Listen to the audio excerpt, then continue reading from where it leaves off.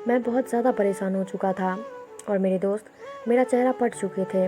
वो अक्सर ही मुझसे पूछते कि आखिर तुम इतने चुप चुप क्यों रहते हो, तुम्हारी परेशानी क्या है। अब मैं उन्हें क्या बताता कि मेरा दिल पूरी तरह टूट चुका है। हर रात मैं बिस्तर पर परा करवटें बदलता और शालिनी को सोता हुआ देखता।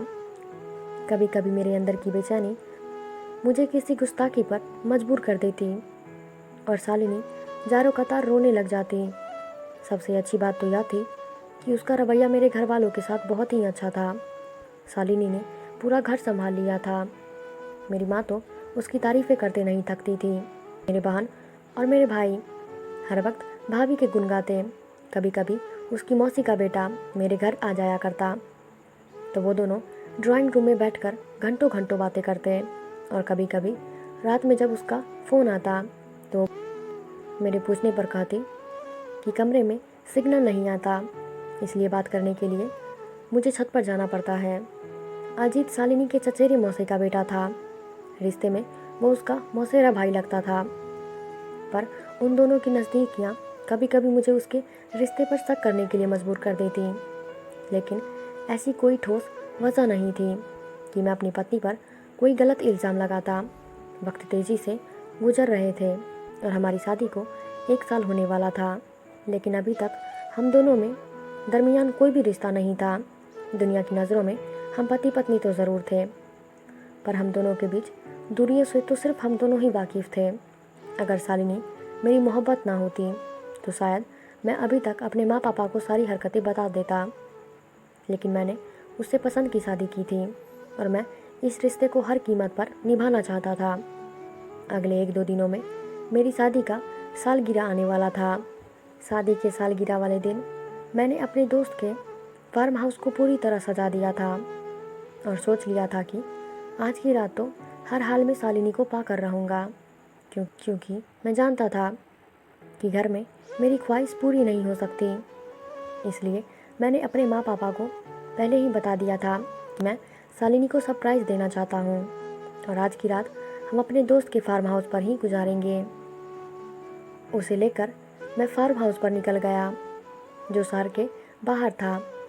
मैंने शालिनी को नहीं बताया था कि रात हम फार्म हाउस पर ही गुजारने वाले हैं, क्योंकि मुझे यकीन था कि वह कोई ना कोई बहाना बनाकर टाल देगी। मैं उससे बदला लेना चाहता था और मैंने सोच लिया था कि सारी रात मैं उसे अपनी मोहब्बत से इस कदर जकड़ कर रखूँगा कि उसके अंदर की सारी करहयत निकल जाएगी। फार्म हाउस पर पहुंचकर शालिनी को पता चला कि हम दोनों यहाँ पर अकेले हैं।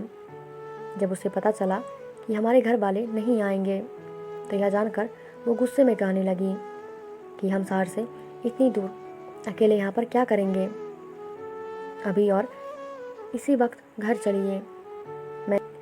मैंने उसकी एक ना सुनी और उसे बाजुओं में उठाकर सीधा कमरे में जाकर बिस्तर पर पटक दिया। शालिनी, तुम्हारी मोहब्बत में मैंने 1 साल अपनी जज्बात का कत्ल किया है, लेकिन अब मेरे लिए यह सब बर्दाश्त से बाहर था। तुम मेरी पत्नी हो और हमारे बीच का हर रिश्ता बिल्कुल जायज़ है, इसलिए अब मैं इंतज़ार नहीं कर सकता। यह सब कहने के बाद मैं जैसे ही उसके करीब गया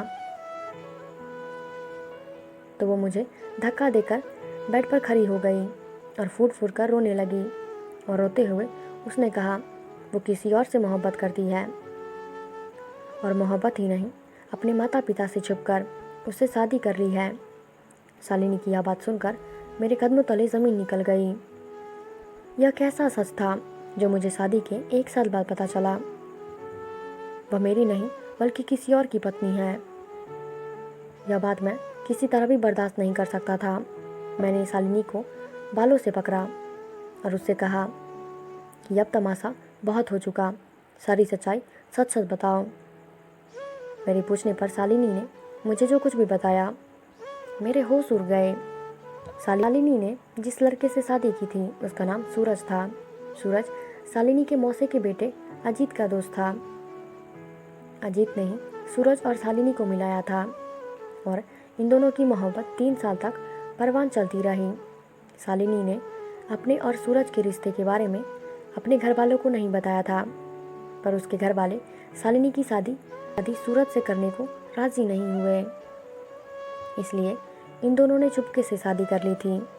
पर यह बात इन दोनों ने किसी को नहीं बताई।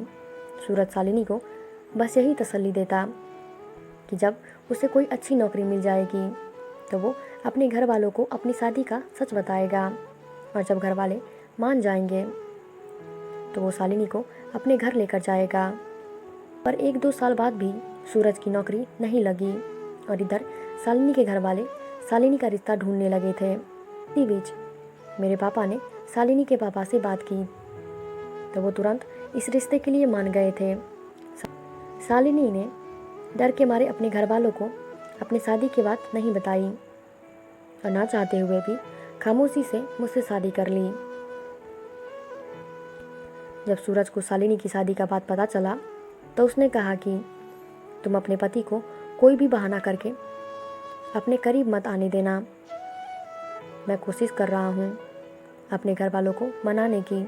अगर वो लोग मान जाएंगे तो मैं तुम्हें ले जाऊँगा। इसलिए शालिनी मुझसे दूर दूर ही रहती और शादी से लेकर आज तक वह इसी इंतज़ार में है कि कब सूरज अपने घर वालों को मनाएगा और अपनी शादी की सच्चाई सबको बताकर उसे अपने साथ ले जाएगा। यह सब कहते हुए शालिनी फूट फूट कर रोने लगी। सूरज की मोहब्बत का दामन थामे इस इंतज़ार में जिंदा थी कि एक ना एक दिन वो उसे लेने ज़रूर आएगा। लेकिन शालिनी की बात सुनने के बाद मैं बहुत अच्छी तरीके से जान गया था कि सूरज ने शालिनी को इस्तेमाल किया है। और मैंने शालिनी को बड़े प्यार से अपने पास बिठाया और पूछा, अच्छा यह बताओ, तुम सूरज के साथ रहना चाहती हो या मेरे साथ? मेरे इस सवाल पर शालिनी खामोश हो गई। कुछ देर खामोश रहने के बाद शालिनी ने मुझसे कहा, मेरा साथ और स्वभाव बहुत पसंद है। 1 साल तक एक साथ रहते रहते उसे मेरी आदत हो चुकी है। उसे मुझसे मोहब्बत नहीं है, लेकिन वो मेरी बहुत इज्जत करती है। शालिनी की शक्ल बता रही थी कि उसे अंदाज़ा हो गया है कि सूरज ने उसे इस्तेमाल किया और वो कभी उसे नहीं ले जाएगा। वो बस उसे झूठी तसल्ली दे रहा था। मैंने शालिनी को समझाया, तुम बेफिक्र मेरे साथ रह सकती हो, और रही सूरज की बात तो मैं कानूनी तरीके से तुम्हारा उससे तलाक करवा दूंगा। मेरी बात सुनकर शालिनी के चेहरे पर मुस्कुराहट आ गई और उसकी आंखों में आंसू टपकने लगे, लेकिन ये आंसू गम के नहीं, खुशी के थे। मेरे मुंह से इतना सब कुछ सुनने के बाद वो आकर मेरे सीने से लग गई और कहने लगी, आप ही मेरी सच्ची मोहब्बत हैं। बचपने में आकर मैंने गलत इंसान को चुन लिया था। मैंने भी उसे अपनी आगोशी में ही भर लिया था और अगले कुछ दिनों में मैंने तलाक के पेपर को बनवाकर सूरज और शालिनी के तलाक करवा दिया था। शालिनी ने गलत इंसान पर भरोसा करके बहुत से रिश्तों को खतरे में डाल दिया था। अगर मुझे उससे सच्ची मोहब्बत ना होती तो शायद मैं उसे बहुत पहले ही छोड़ दिया होता, लेकिन वो मेरी मोहब्बत थी, इसलिए मैंने उसके सारे गुनाहों को नज़रअंदाज करते हुए उसे अपना लिया था। लेकिन तमाम बहन बेटियों से यह गुजारिश है कि किसी सूरज की बातों में आकर अपनी ज़िंदगी बर्बाद ना करें, क्योंकि हर किसी की किस्मत में अरुण नहीं होता। दोस्तों, हमारी कहानी ख़त्म हुई और आपको ये कहानी कैसी लगी और आपका इस कहानी के बारे में क्या कहना है, और इस कहानी में ऐसा कौन सा पार्ट था जो आपको सबसे ज़्यादा अच्छा लगा? सारी बातें हमें कमेंट में ज़रूर बताइएगा, और जिनका कमेंट सबसे अच्छा होगा मैं अपनी स्टोरी के सबसे पहले उनका नाम लूँगी। तो आशा है कि आपको ये कहानी ज़रूर अच्छी लगी होगी। अगर आपको हमारी कहानी अच्छी लगती है तो प्लीज़ इस चैनल से जुड़े रहें, इसे सब्सक्राइब करें और साथ में बेल आइकन को प्रेस कर ऑल सेलेक्ट कर लें, ताकि हमारे लेटेस्ट वीडियोस आप तुरंत देख पाएँ, और हो सके तो एक लाइक भी कर दीजिएगा। कहानी सुनने के लिए धन्यवाद।